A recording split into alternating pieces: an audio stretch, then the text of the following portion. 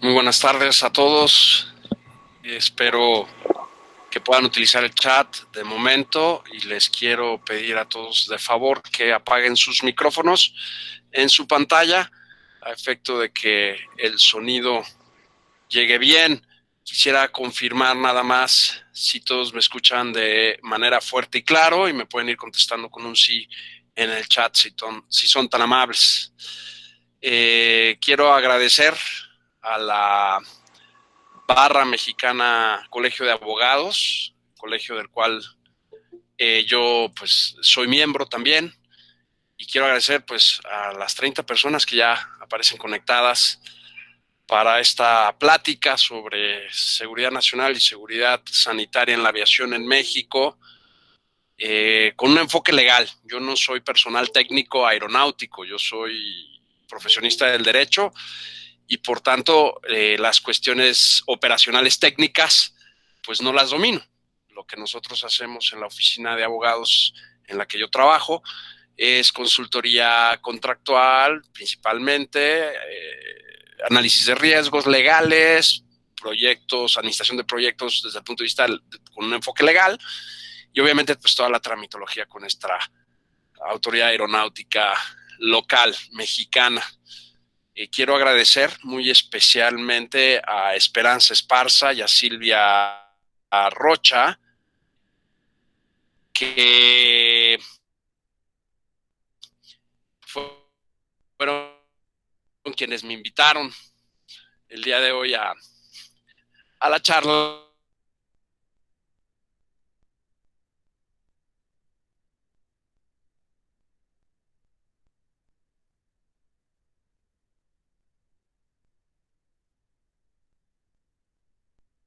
Muy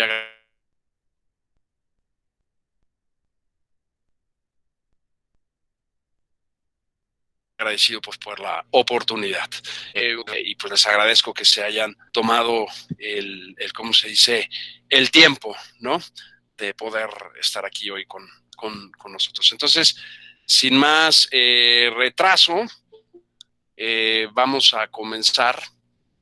Deje nada más ver que todo esté en orden y me permito empezar la presentación.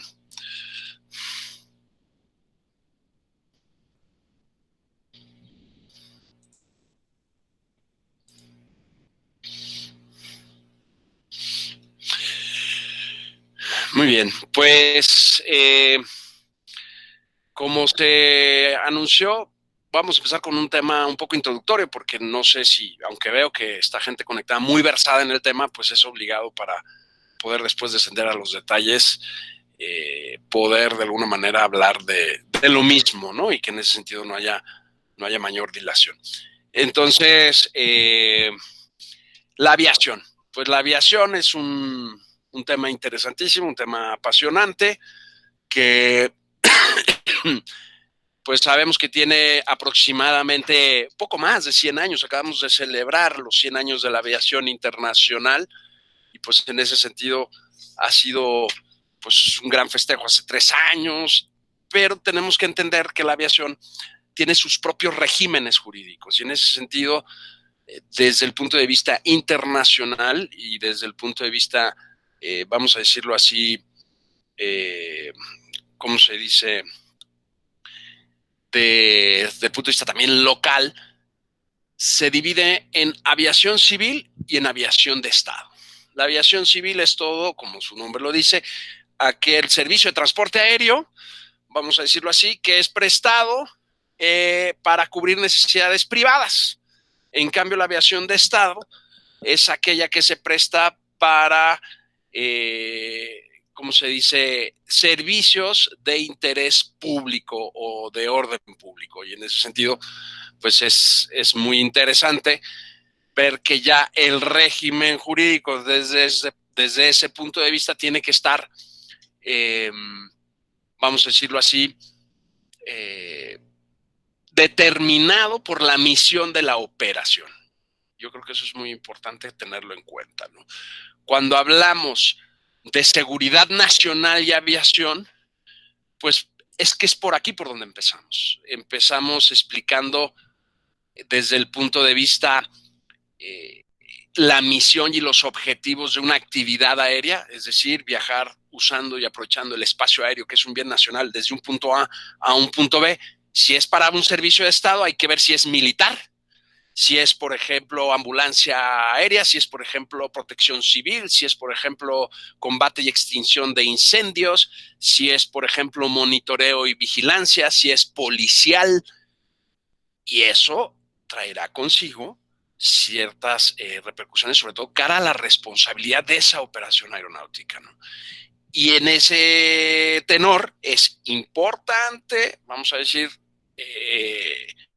ir previendo las responsabilidades que se derivan. Por ejemplo, en el ámbito de la aviación civil, el tema de la responsabilidad, que es un tema que se estudia mucho en derecho aeronáutico, en su correlativo en inglés, liability, pues deriva sobre todo del tema de liability contractual por transporte de carga, personas, pasajeros. Pero en el término de Estado, obviamente tenemos temas de responsabilidad administrativa. Ejemplo muy reciente, el secretario de Comunicaciones y Transporte a principios del mes de marzo de este año, junto con el subsecretario Morán, nos explicaron el informe final que está publicado sobre el accidente en helicóptero de Marta Erika Alonso y su marido, ella gobernadora en funciones del estado de Puebla, y el senador, donde pierden la vida la tripulación y ellos, y entre otras cosas, detectan fallas en el seguimiento del mantenimiento de un componente de la aeronave, pero también detectan fallas en las certificaciones y revisiones de la autoridad en temas de lo que se conoce como la lista de equipo mínimo, el MEL. Y entonces ahí la fiscalía tendrá que hacer una investigación y fincar las responsabilidades administrativas y también civiles, el daño moral o todo lo que se derive, como penales.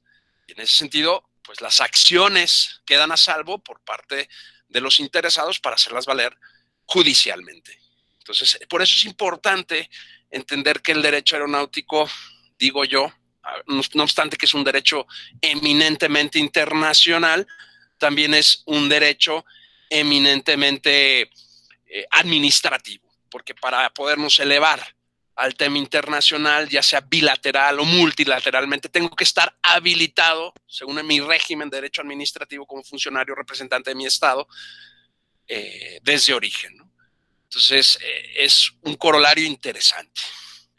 Eso, decíamos, desde el punto de vista del régimen jurídico para arrancar. Cualquier tema o comentario, voy a ir leyendo poco a poco los chats y eso me irá dando, como se dice, ocasión de explicar algunas cosas. Entonces, ¿qué pasa? Que después, en cuanto a la operación, ya no tanto en cuanto a su origen o misión, sino cuando operamos, la aviación busca dos principios fundamentales que se conocen en el argot como el safety y el security, que lo que busca el safety es que no, yo lo digo de una manera muy inexacta, vamos a decirlo así, pero me parece importante, que no se afloje ningún tornillo para que no se caiga un avión o para que en tierra no vaya a pasar un accidente. Denme un momentito porque las coordinadoras del grupo me están llamando. Un momentito, por favor. Justo son las coordinadoras de la...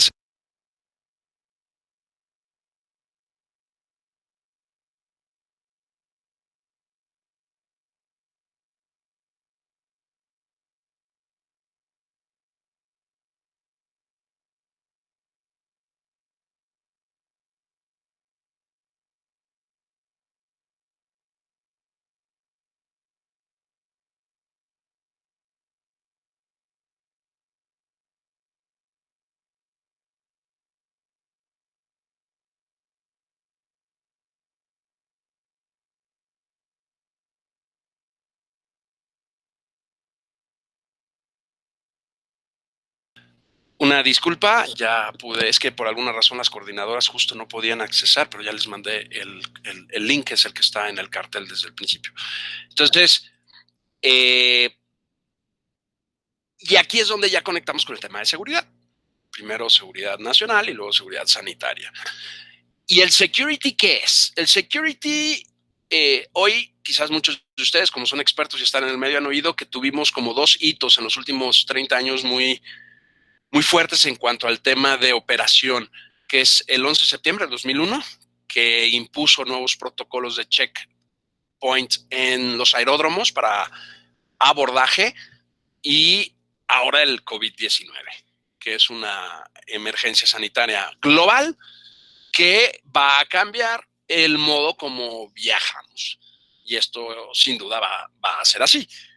El security tendría que ver con toda esa nulificación previa de riesgos o amenazas a la integridad física de los equipos, de la carga y de los pasajeros. Cuando digo los equipos me refiero a las aeronaves.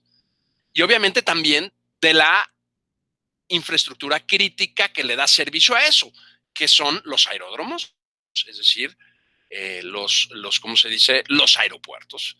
Entonces, el security lo que busca es realmente eh, disminuir todo este tipo de amenazas, y por eso hay todos esos protocolos antes de abordar una aeronave.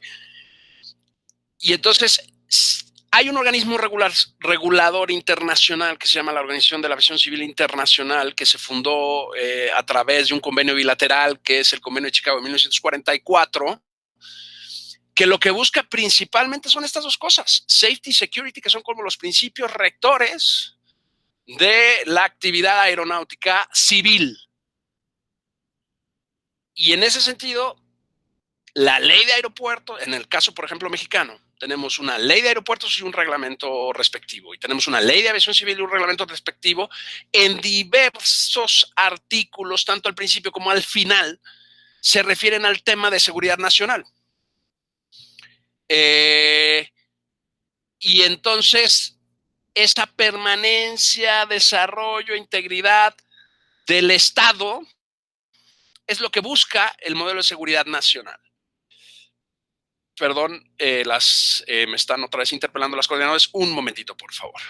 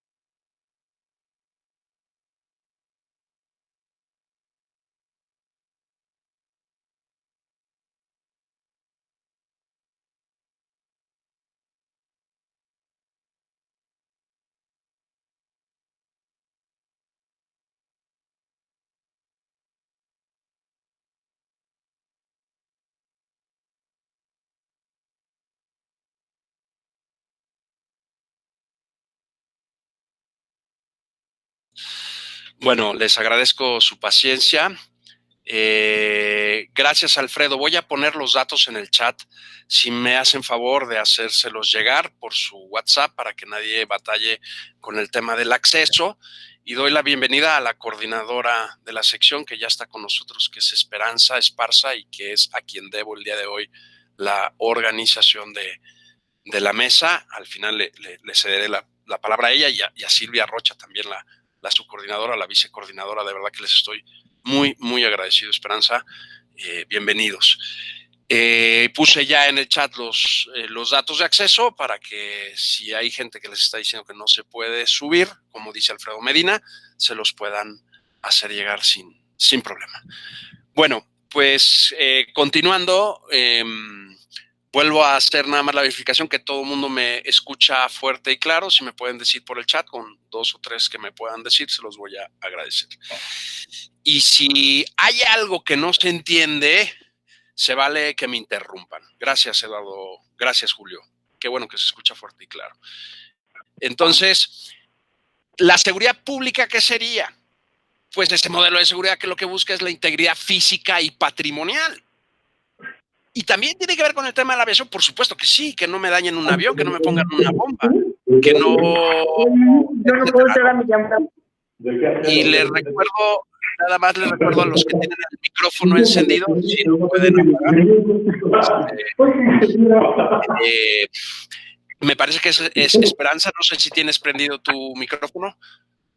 Y los que se unieron por teléfono, gracias. A ver,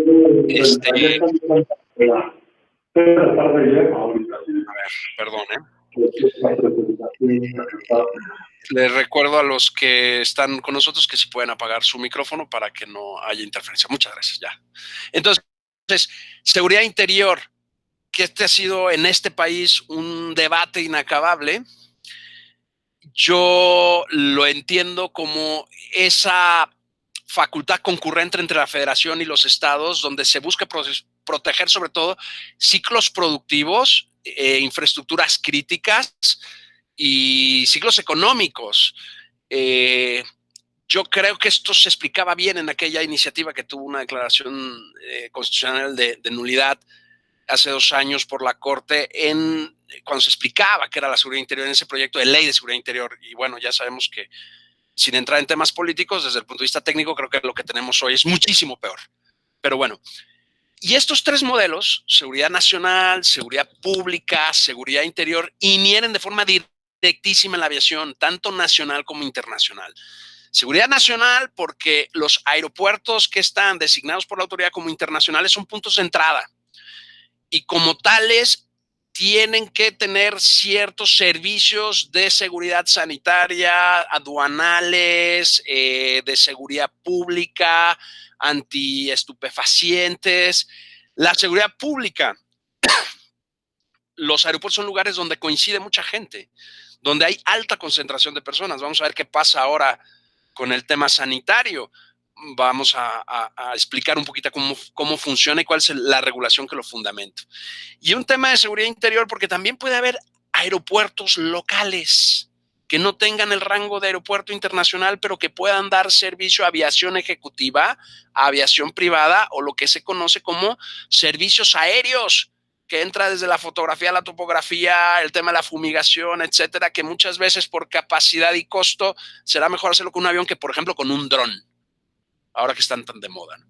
Entonces, es un tema donde sabemos que en la pandemia de COVID, los contagios, en la primera fase de contagio, es porque los contagios vienen de fuera.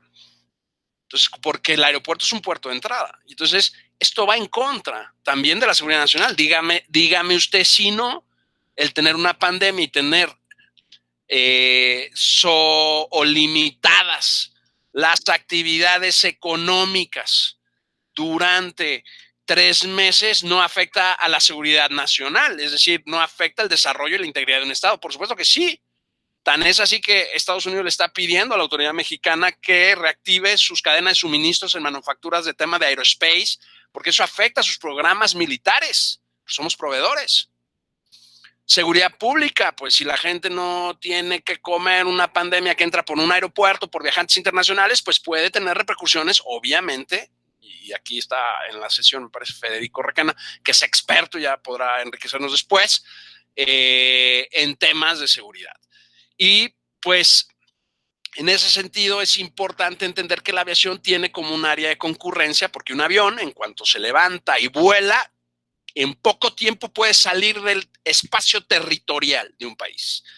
Y por eso es habitualmente un fenómeno internacional. ¿Qué regula esto? Pues bueno, el marco regulatorio, tanto internacional como doméstico, que es a lo que veníamos.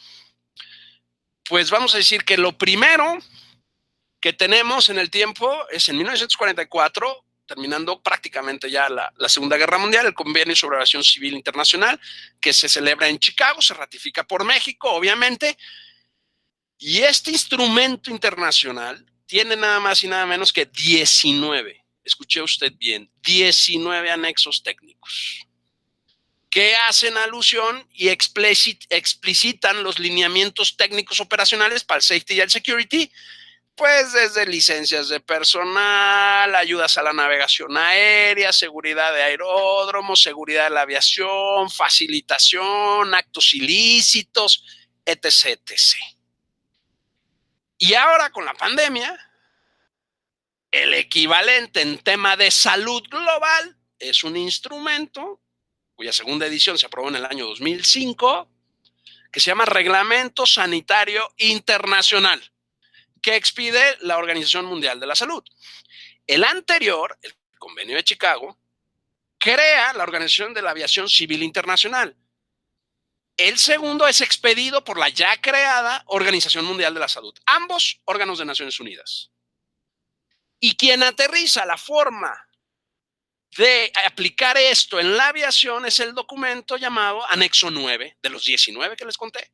Pues el 9 habla de facilitación y habla de cómo en el tema de aviación internacional se deben dar los procesos técnicos de facilitación a aeronaves de otro estado que vienen al mío o de los estados que van a otro para el tema de salud. Tiene ahí un apartado sobre el tema de salud. Y se van revisando estos anexos con el tiempo. Ahorita, por ejemplo, se están revisando varios anexos para incorporar el tema de los vehículos no tripulados, los drones famosos. Y hay quienes dicen que hay que sacar un 20º, hay quienes dicen que no, que lo que hay que hacer es, en lo que se refiere, pues modificar los anexos correspondientes. Y luego esto se aterriza en un documento que es más, para que me entiendan, un manual de aplicación de ese anexo, que es el documento 9957, que es el manual expedido por la Organización de la Aviación Civil Internacional. Y entonces, pues, ¿quién es la Autoridad de Aviación Internacional? La OASI. ¿Quién es la Autoridad de Salud Internacional? La Organización Mundial de la Salud. Las dos de Naciones Unidas. Y entonces se coordinan y en los trabajos previos para la emisión de estos reglamentos o estos manuales o estos anexos, pues irlos aplicando. Oye, Rodrigo, ¿esto qué tiene desde el punto de vista jurídico? Pues que de acuerdo a nuestro artículo 133 constitucional, el Convenio de Chicago, al ser ratificado por México, es ley suprema de la Unión y nos obliga. Nos obliga. Lo mismo el Reglamento Sanitario Internacional. Y eso quiere decir que en nuestros aeropuertos internacionales tenemos que aplicar las directrices que ahí se señalan. Ahí está el enfoque legal. O como decimos en las escuelas de derecho, fundamento legal, compañero. Pues por ahí nos sale. Estas directrices provisionales, estas últimas, publicadas el 16 de febrero, salí muy nacionalista, 16 de febrero de 2020 por la OMS, pues obviamente tendrán que revisarse ex post, porque sabemos que esto del coronavirus está empezando a ser un dragón de 7 cabezas, que no sabemos bien si es únicamente con manifestaciones sintomáticas de cuadros agudos respiratorios que derivan en neumonías, ya no sé si típicas o atípicas, con todo esto que ha pasado en mi país, o el tema, vamos a decirlo así, de temas cerebrales, temas cardiovasculares, temas de médula ósea, y en fin, vamos viendo que en los historiales clínicos empieza a haber de todo tipo de manifestaciones sintomáticas. Entonces, pues hay que ir con calma, ¿no? Y entender bien qué hace esta molécula, porque no es un ser vivo, es un virus. Y pues al ser un tema inmunológico, pues es un tema harto complejo. Y yo no sé de eso, entonces yo me dedico al tema legal. Entonces, decir, ¿por qué nos están aplicando? Nos están aplicando por esto, muchacho. En nivel nacional, entonces entra la Constitución, ya lo decía, Y obviamente la Ley Orgánica de la Administración Pública Federal, que te dice que la Secretaría encargada de todo el tema de comunicación y transporte, en este caso por el lado de transporte, la Subsecretaría de Transporte, es la Secretaría de Comunicaciones y Transporte, y entonces, como el transporte aéreo, pues tiene que seguir ciertas directrices y estamos obligados a seguir ciertas directrices porque somos firmantes o alta parte contratante del Convenio de Chicago, pues tengo que hacerle caso a la Autoridad Aeronáutica. ¿Quién era la Autoridad Aeronáutica? O sigue siendo, según la ley, la SCT. Si ustedes agarran la ley, dice claramente que la autoridad es la SCT. Oye, Rodrigo, pues que el 16 de octubre hubo un decreto y creó la AFAC. Pues sí, la Agencia Federal de Aeronáutica no es más que un órgano desconcentrado, sigue siendo administración pública centralizada.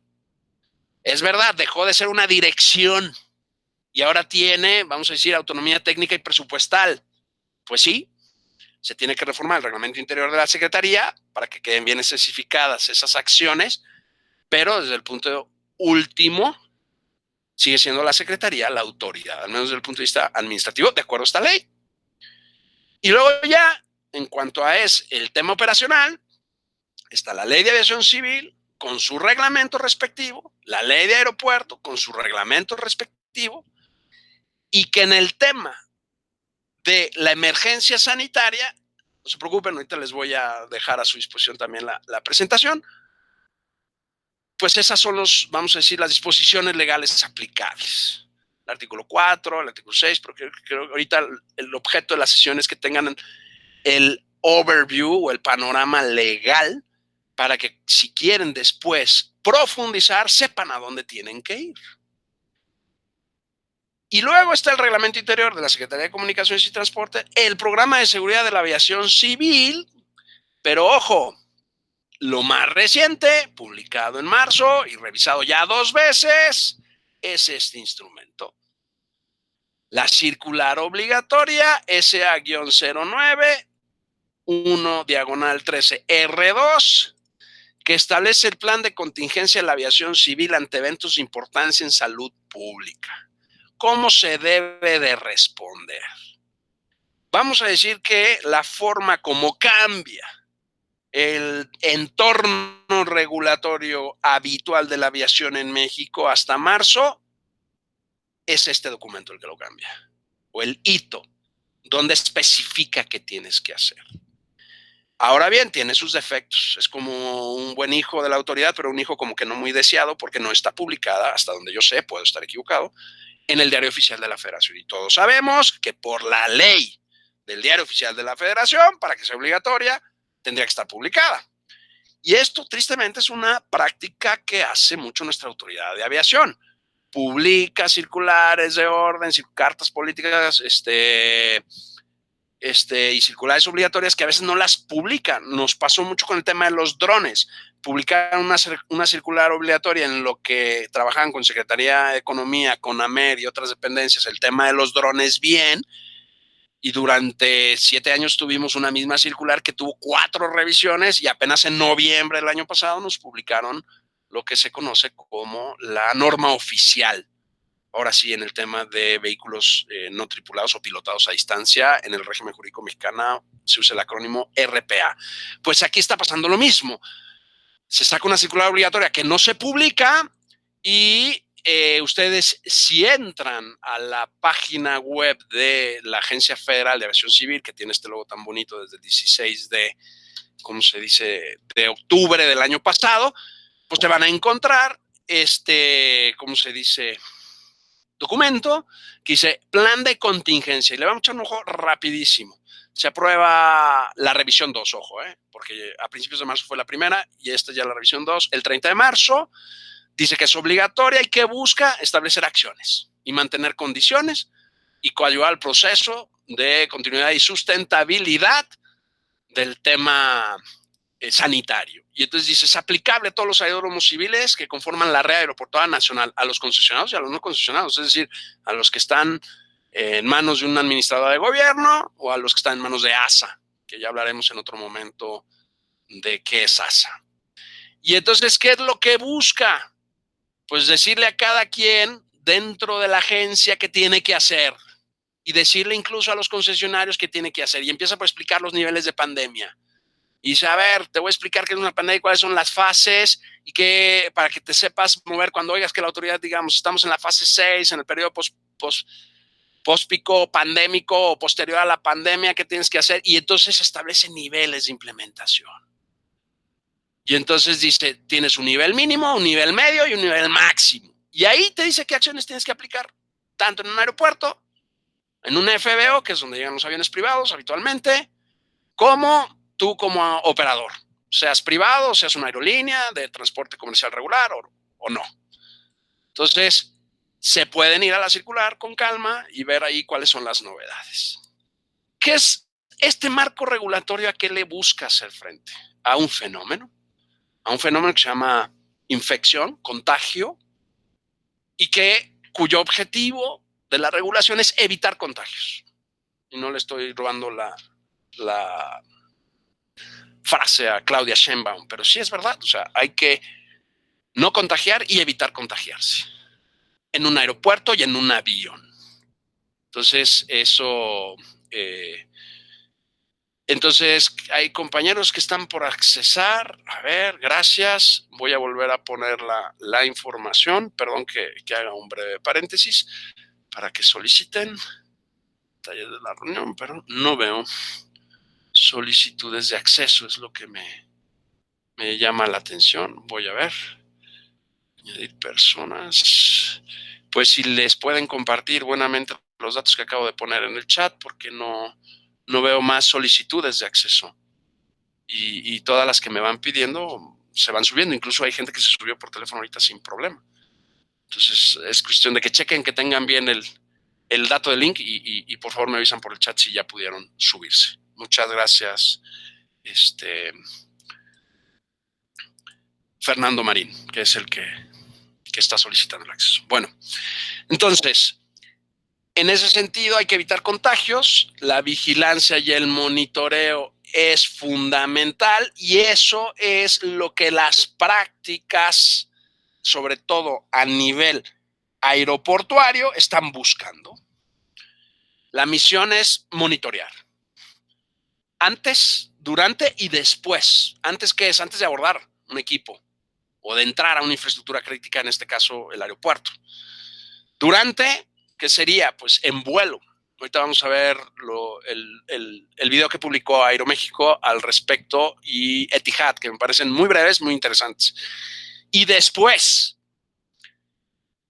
y habitualmente la Unidad Sanitaria Internacional que propone, porque es puerto de entrada a su ciudad, el gobierno de la Ciudad de México, por ejemplo, en el AICM, lo que busca con ese método, que es, como aparecen las flechas grises de aquí abajo, pues entrevistar, identificar, registrar y revisar a pasajeros y de tal manera que se determine si es positivo o no, en este caso, en caso de COVID, lo cual es imposible si no se tienen pruebas, así de claro.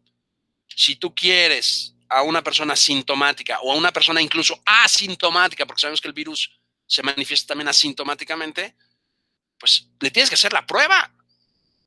Y en ese sentido, el cabildeo y la presión que hay en el juego de estos actores, que si bien autoridad solo es los que están arriba, la ICAO, que es International Civil Aviation Organization, la OASI, decimos en castellano, y la SST,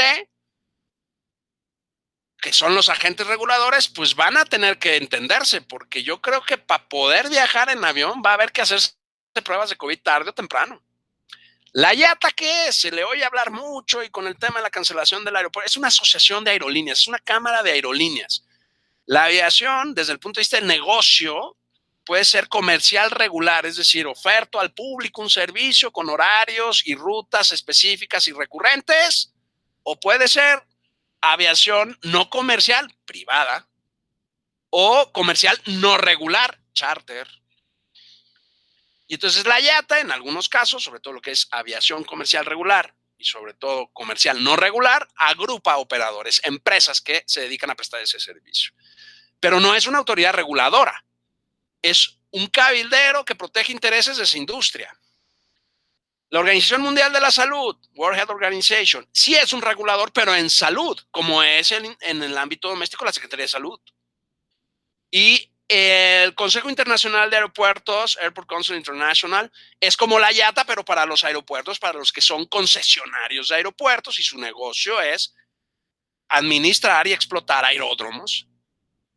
Pero realmente las autoridades a nivel internacional es Organización Mundial de la Salud y la OASI. Y aquí en el lado nacional tengo puras autoridades. Aquí el equivalente a la IATA a nivel doméstico sería la Canaero, pero pues podría surgir otra cámara, o podría haber, por ejemplo, una cámara de aviación ejecutiva nacional, de aviación de negocios para los que tienen jet privados, que ya existen en muchos países, en Europa, en Estados Unidos, etcétera. Pues se tendría que implementar uno aquí, aunque Canaero también ha invitado a esas personas a formar parte de la Cámara Nacional de Transporte Aéreo. Y esos señores que son actores que tienen que definir cuál va a ser el nuevo estándar de seguridad operacional sanitario. Ahora entienden por qué expliqué lo del principio. Y ver si se vuelve una práctica o se vuelve una regulación a través de una circular obligatoria publicada en el diario oficial o una norma oficial, que me parece que técnicamente es lo más conveniente. Cuando tú produces algo o prestas un servicio técnico, la mejor manera de normalizarlo es a través de una norma oficial, al menos en este país. Bueno, esto de las fases de las pandemias me parece que es... Pero yo quería hacer aquí una pequeña digresión. Pero a ver, pues a mí que no me molesten. Hace días salió ahí un video en redes sociales de un diputado que decía, respeten mi derecho a enfermarme.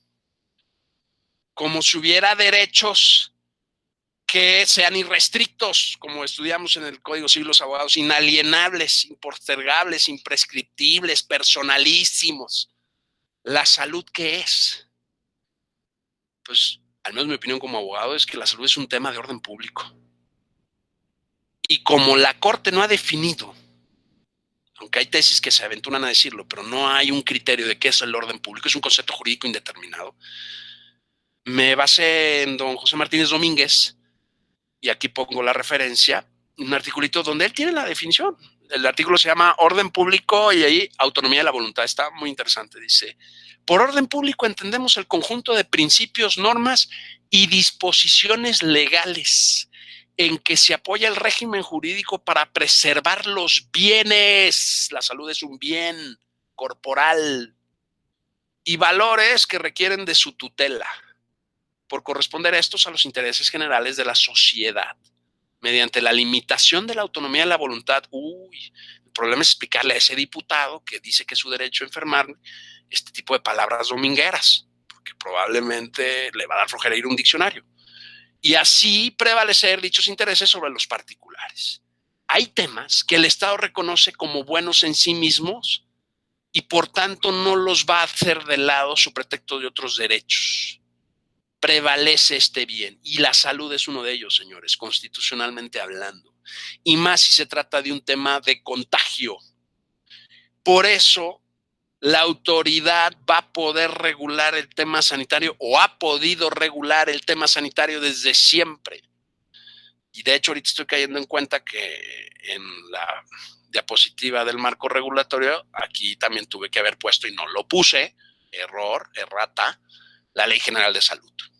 Por esto que acabo de decir, porque la salud es un orden público y además hay una obligación constitucional del Estado de presentar la asistencia a la salud, porque es un derecho constitucionalmente tutelado. Entonces, es un tema, nos van a poner condiciones para viajar, sí.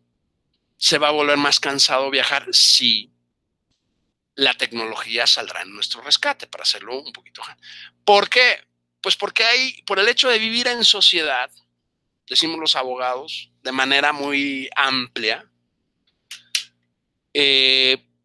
pues tenemos responsabilidades, no solo derechos.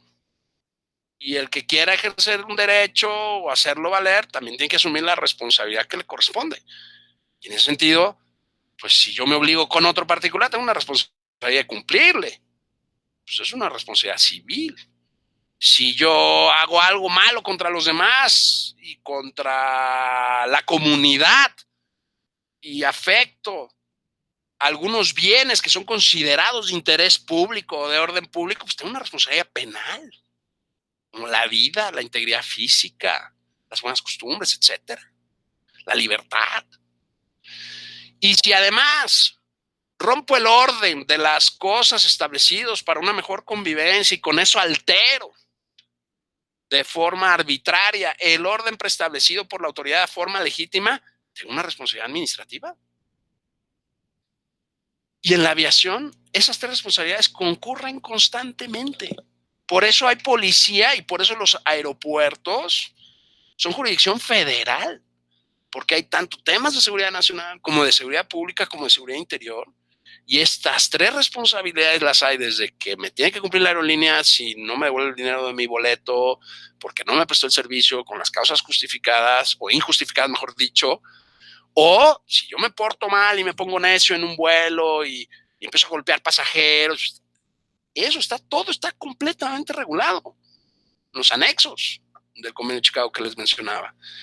Y esa responsabilidad administrativa, pues no se diga. Entonces, ¿qué va a pasar? Según yo, que va a tener que haber modificaciones que permitan imponer filtros e incluso ejecutar acciones, decimos los abogados, para los que no están aquí dentro del gremio jurídico, porque están con nosotros hoy, actos de molestia.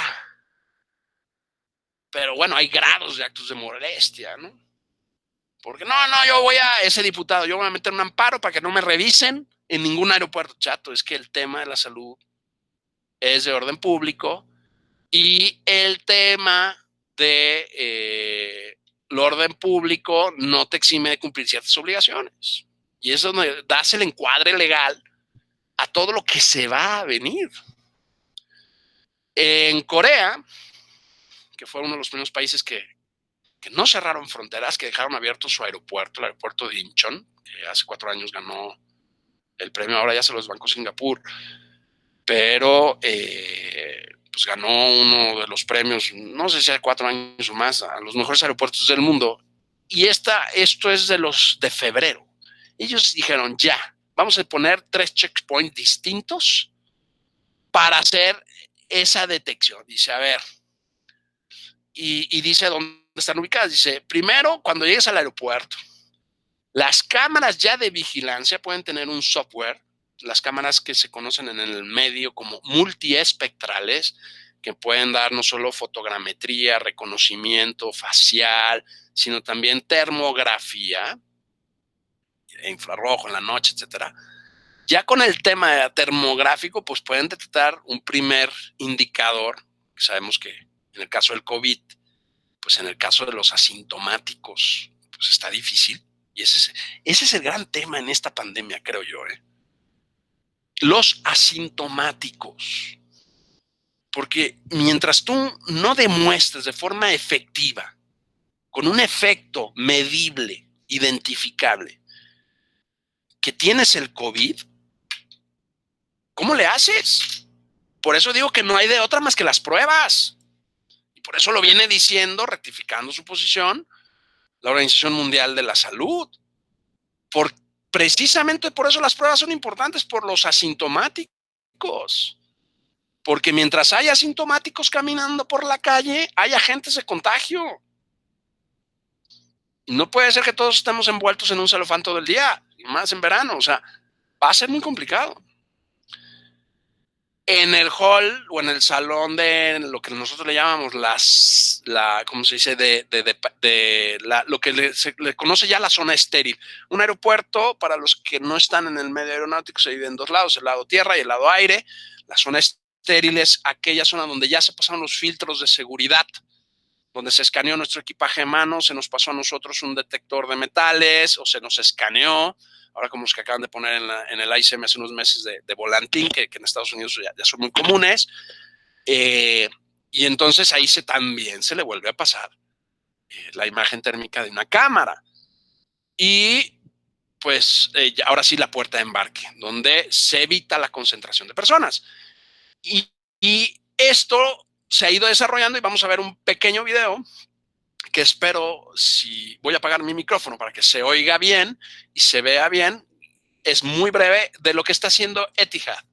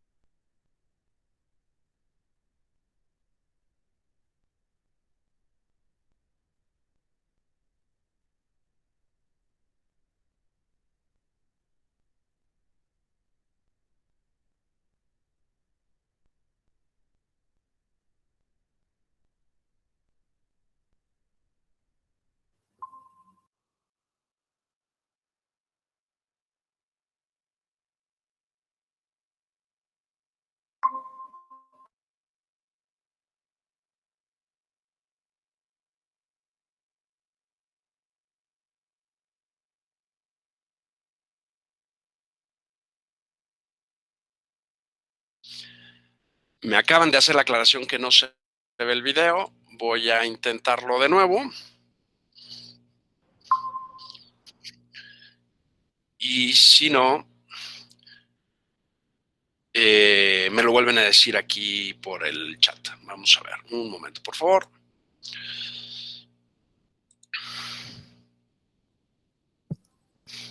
Hola Rodrigo, buenas tardes. Buenas tardes, Soy Esperanza Esperanza. Esparza. Por fin pude entrar. Te estaba escuchando y te Ay, fui siguiendo por el celular. Perdón, ¿eh? no Y buenas no te tardes a preocupes, todos. Te gracias por voy la invitación. siguiendo. No, hombre, gracias. Gracias por favor a todos y todos los participantes. Te he estado siguiendo. Hasta ahorita pudimos tener aquí acceso con, ya se ve en la pantalla. Ok, se ve este de Yata, pero no sé por qué este segundo lo voy a volver a empezar, nada más denme un momentito, dejar de presentar. Siempre vamos mejorando la vida en videoconferencia, pero por alguna cosa u otra siempre hay alguna falla Claro. técnica. Oye, Vamos a ver. aprovecho, me preguntan Sí, en la comisión de la barra, me pregunta un participante que cuánto tiempo estimas de sesión y le digo que entre 45 y una hora, 45 minutos y sí, ya, de 60, hecho ya estoy terminando porque ¿no? salvo las interrupciones, traemos 10 minutos de retraso, pero ya estoy Perfecto. terminando. Esto ya es lo último porque ya hablamos del marco regulatorio, ya dimos Así es. al menos mis criterios para elaborar una normativa y un estándar y estoy terminando con algunos ejemplos de aplicación. Y con esto ya nos abrimos a preguntas y respuestas. Perfecto. Muchas gracias. Entonces, no, hombre, por favor, va de nuevo el tema del video. Ojalá y se vea bien y no haya problema. Voy a apagar mi micrófono para que se oiga correctamente.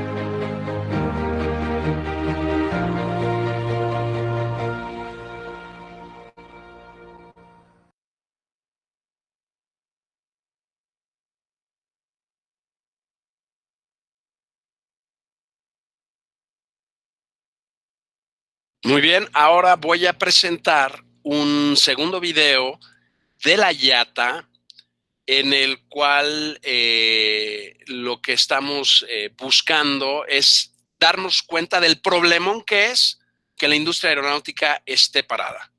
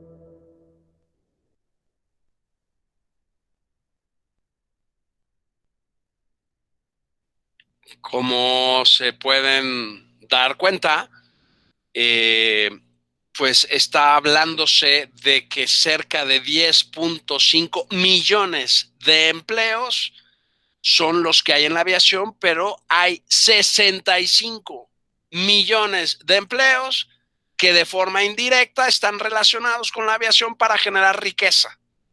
Entonces, por eso la IATA está cabildeando el que los mensajes, ¿cómo se dice?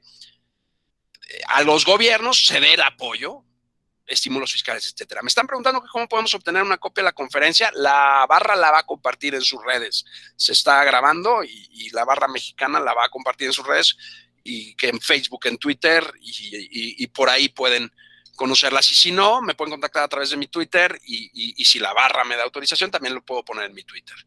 Aquí les estoy poniendo un ejemplo de lo que es ahora la página web de la IATA, y tiene todo un repositorio de recursos para las aerolíneas y los transportistas, tanto de carga como de pasajeros, y está constantemente monitoreando los avances de la Organización Mundial de la Salud para este tema. Lo mismo está haciendo el Consejo Internacional de Aeropuertos, y van actualizando su información. Y, por ejemplo, IATA, por ejemplo, recursos para aerolíneas y transportistas, es interesantísimo, ¿no? Medidas para los gobiernos, la guía, vamos a decir, para seguridad sanitaria a bordo, etcétera.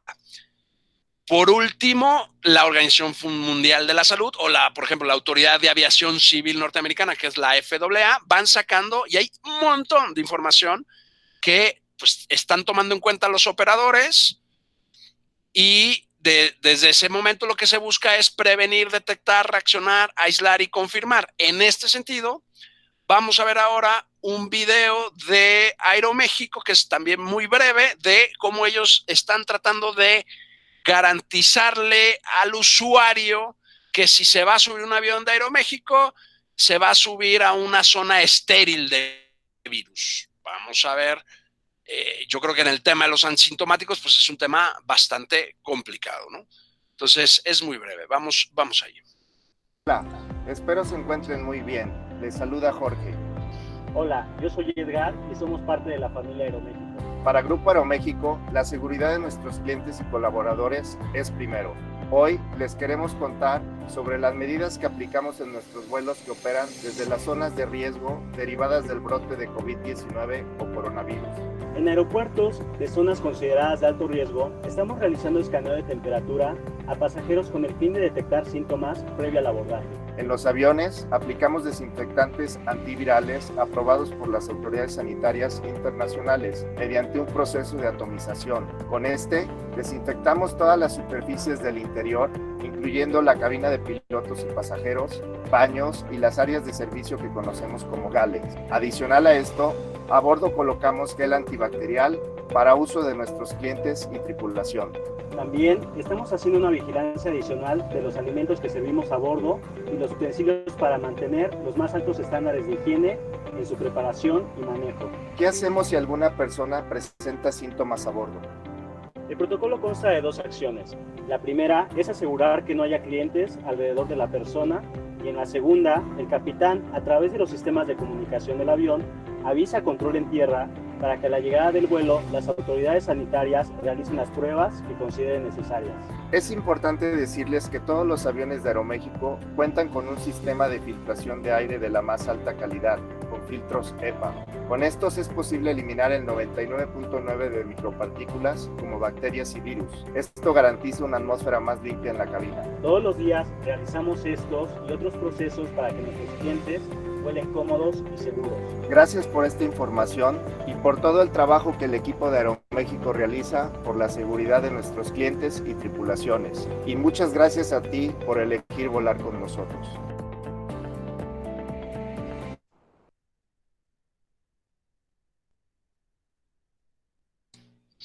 Pues eso es en cuanto a lo que es la campaña para generar confianza al usuario por parte de Aeroméxico. Pero seguramente se generará un estándar internacional y de ahí una norma oficial en México, precedida, pues ya vimos, por esta circular obligatoria. Como última recomendación, Will Ripley es corresponsal de la CNN, quizás muchos ya lo vieron en redes sociales, y narra su trayecto que habitualmente le costaba 5 horas de tiempo de Narita, Japón, a Hong Kong y se transformó en 25 horas ese viaje. Y vienen los videos muy simpáticamente en un hilo donde él va explicando su experiencia. Me parece que ya es un poco exagerado lo que él vive, pero si son curiosos, les recomiendo que vean a Will Ripley, sus videos en su hilo, en su perfil, en Twitter. La verdad es que creo que nos ilustra un poco. Entonces, por último, decir que legalmente los concesionarios aeroportuarios tienen que tener un comité local de seguridad aeroportuaria. Y el tema sanitario, eso es por ley, y está especificado en el reglamento de la ley de aeropuertos. Y lo mismo, existe un comité nacional de seguridad aeroportuaria donde intervienen miembros de diversas secretarías de Estado y se genera un plan nacional de la seguridad de la aviación civil y un plan nacional de seguridad aeroportuaria. Sobre todo los aeródromos más grandes, más complicados, aparte de tener los puestos y las funciones previstas en la ley y en el reglamento de la ley de aeropuertos, tienen manuales de operaciones. Por ejemplo, la ICM publicó en el 2015 el suyo. Por último, para abrirnos a preguntas y respuestas, una breve recomendación o sugerencia, un comercial. Yo escribo en A21, ya no con la frecuencia que quisiera por temas de trabajo, pero espero volver pronto a esa recurrencia y esa frecuencia, agradeciéndole a Ruth y a Rosario su paciencia, pero hay muchos temas legales en esta columna que yo tengo, que se llama El Nido del Águila, el más reciente obviamente relacionado con coronavirus y aeropuertos. Entonces ahí pueden checar un poquito otras opiniones o profundizar o encontrar pistas del marco regulatorio legal de aeronáutica en nuestro país. Y pues no me queda más que darles las gracias y abrimos micrófonos. Esperanza, no sé, 10, 15 minutos, no podemos contestar todas las preguntas, pero tú me dices, ¿no? No, muchísimas gracias, Rodrigo. Creo que fue excelente tu exposición, solo concretando, o sea, el objetivo. Gracias por la participación de todos. El objetivo que buscábamos aquí. Creo que daremos 10 minutos, Rodrigo, si te parece, para poder. Lo único sí es que tú llevas el control ahí del micrófono y correcto. Aquí en este sistema que no lo conozco, yo creo que podría ser que aparezcan en el chat porque no tiene indicación, ¿no? Como en webinar que tiene para que pueda levantar cada uno la mano y poder seleccionarlas, pero creo que es fácil que te lo puedan pasar por el chat. Ok, sí, es una manera más ordenada, perfecto. Una manera ordenada por este sistema que podemos llevar, que escriban por favor en el chat sus preguntas. Sí, ya lo están haciendo. Estoy viendo que aquí el ingeniero Luciano Arturo Pérez García, buen amigo al que le mando un abrazo, dice que establece los lineamientos a seguir por los concesionarios, permisionarios y operadores aéreos. Bueno, obviamente la ley de aeropuertos como primer resultado. Luego, obviamente, el reglamento, pero a nivel internacional sería el anexo 14 del Convenio de Chicago, que tiene 2 tomos, el primero aeródromos y el segundo helipuertos, y luego la OASI constantemente revisa y saca actualizaciones y puede sacar actualizaciones de los anexos o documentos numerados sobre temas ya muy específicos. Un ejemplo muy claro es el manual de facilitación que hay del anexo 9 de facilitación en general, pero que ya es mucho más específico en su aplicación. Y luego a nivel local, la autoridad administrativa, es decir, la autoridad de aviación civil, pues tiene su ley, tiene su reglamento interno, luego tiene circulares obligatorias. Las circulares, si ustedes entran a la página web de la DGAC, porque todavía está así en la web, pero es AFAC, pueden ver que se divide habitualmente entre operadores de aeronaves, concesionarios de aeródromos y personal técnico aeronáutico. Y hay alguna otra cuarta. Y en temas técnicos, desde el punto de vista de la técnica legislativa, lo idóneo es una norma oficial. Y desde las reformas a la Ley de Aviación Civil y a la Ley de Aeropuertos de junio, si mal no recuerdo, 2018, la Secretaría ya puede expedir normas sin problemas al respecto, normas oficiales mexicanas. Y en ese sentido, pues tendríamos el marco regulatorio completo y que se está constantemente actualizando. O sea, en ese sentido, sí hay que ser, vamos a decir, muy pendientes. No sé si alguien más tenga alguna otra pregunta. En el chat está otra aquí. Sí, perdón, es que no lo bajé. Silvia Eugenia Rocha. ¿Cómo crees que venga el rendimiento? Gracias, Silvia, la subcoordinadora. de la barra. ¿Cómo crees que venga el redimensionamiento de las aerolíneas, dado los costos que va a significar establecer las medidas sanitarias? Ayer pude asistir a una conferencia donde estuvo el director de comunicaciones de Aeroméxico, estuvo el director de licencias de la FAC y un par de, vamos a decir, aficionados comunicadores de la aviación que fueron quienes lo organizaron, y se discutió ese tema, Silvia.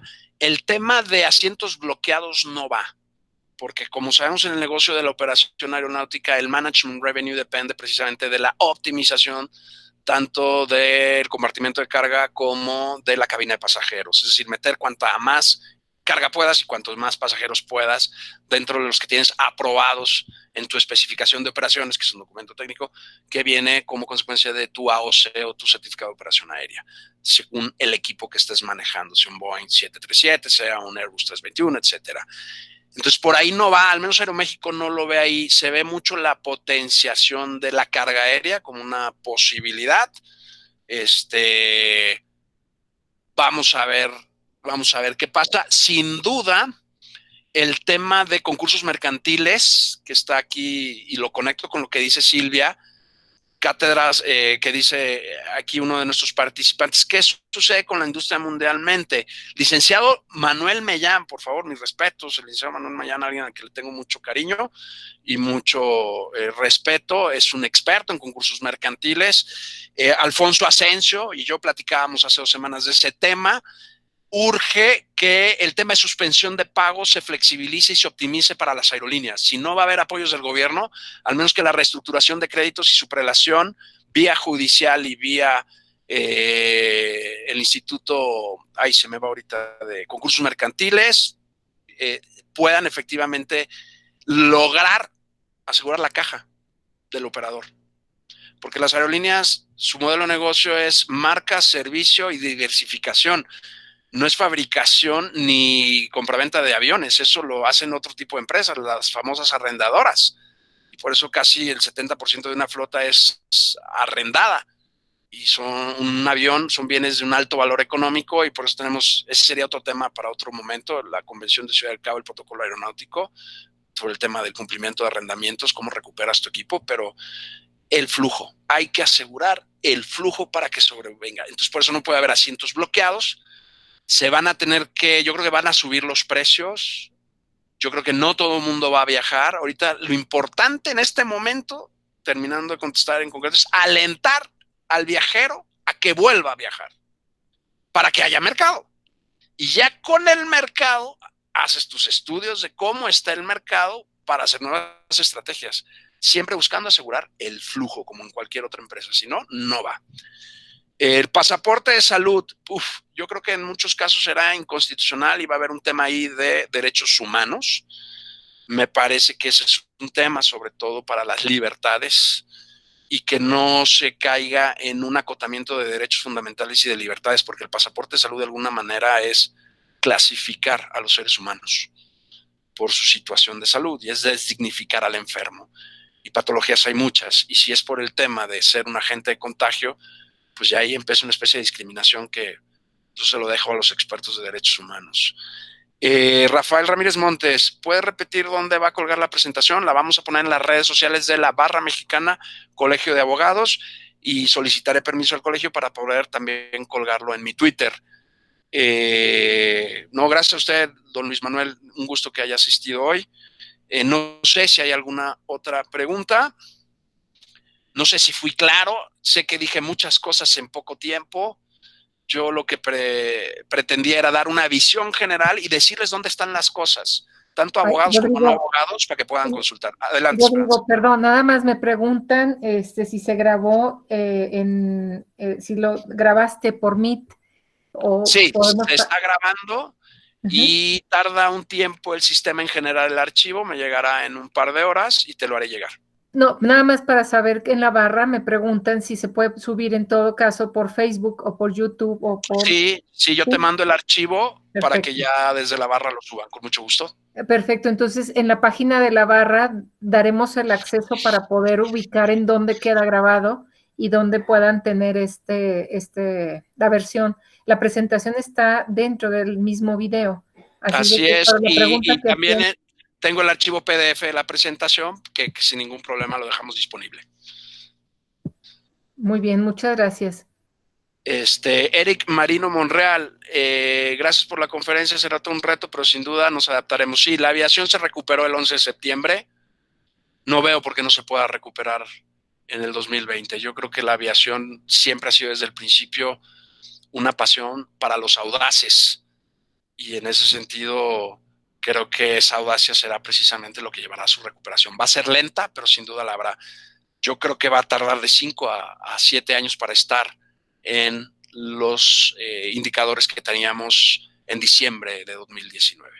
Pues muchísimas gracias a todos. Llegamos a tener un tope de 55 asistentes. Para ser la primera de Derecho Aeronáutico en la barra, quiero agradecer a Esperanza Esparza y a Silvia Rocha, nuestras coordinadoras de comisión.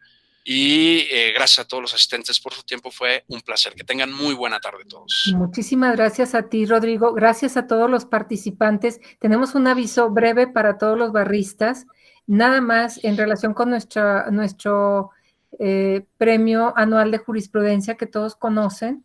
Para los integrantes de la Comisión de Derecho Administrativo, dejamos aquí asentado que nuestro representante para este año será el magistrado Juan Carlos Cruz Razo, a quien agradezco su participación y la colaboración, y solicitamos, ya lo pediré por el chat, sus propuestas que nos ayuden para poder tener candidato para proponer por parte de la comisión para el Premio Nacional de Jurisprudencia. Esto es todo. Muchísimas gracias por participar. Gracias, Rodrigo. Excelente exposición. Cerramos con 2 puntos nada más, el punto de la seguridad nacional y el punto de la seguridad sanitaria con estos temas, que fue el objetivo de la reunión. Muchísimas gracias, Rodrigo. Muchas gracias, Rodrigo. Un placer. Gracias, Silvia, gracias, Esperanza, de nuevo, y gracias a todos. Que estén muy bien y quédense en casa. No aflojen, todavía falta. Gracias.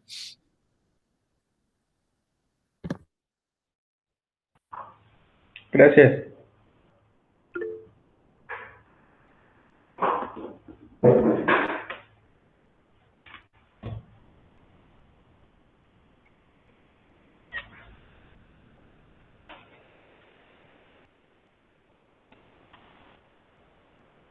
Ahora, ¿cómo se sale de la